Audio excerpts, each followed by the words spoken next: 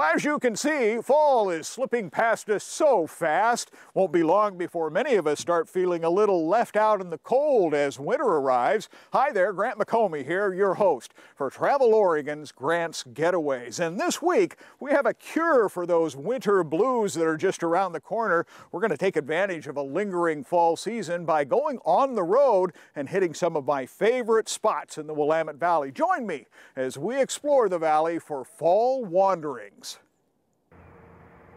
These are the fall days when you'd like to shout, "This is why I live here," especially on a journey up high on the spine of a ridgeline atop Bald Peak State Park. The park was bald. I mean, it got its name from Bald Peak. There were no trees here. You look at the trees around here. It's been a parkland since the 30s with competing views that will steal your heart. From atop Bald Peak, a wavy ribbon of asphalt carries your four-wheeled land schooner south to Dayton, Oregon, and then 8 miles into Maud Williamson State Park. Great place to pull over, absolutely wonderful scenery, and I think it's just a place you'd stop and get out and stretch and let the dog out and maybe have some lunch, you know, one of those Sunday drives that we all enjoy and don't do enough of.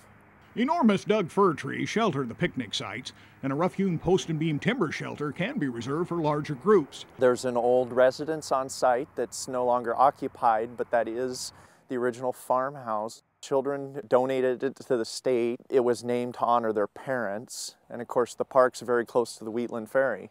A quick dash down an intersecting lane leads to Wheatland Ferry Dock, where Danielle Matheny drops her steel gate, unloads passengers, and quickly takes on more for the short ride across the broad Willamette River.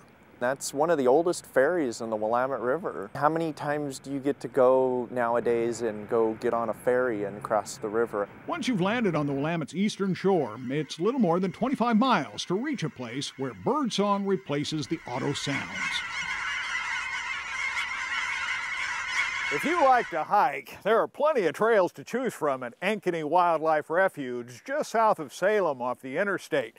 This is one of my favorite. It's called the Rail Trail, and it's a wooden lane that keeps you up out of the mud.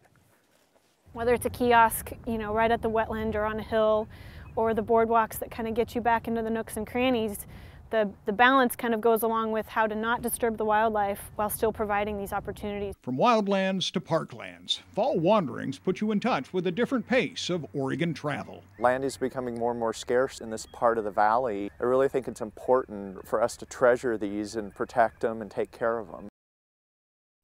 The wildlife viewing opportunities here at Ankeny Wildlife Refuge, as well as the other Willamette Valley refuges, continues through the winter months. And don't forget the wildlife areas that the state has responsibility for, including Fern Ridge and Sauvie Island. All of them together offer wonderful chances for you to get out and about and see wildlife.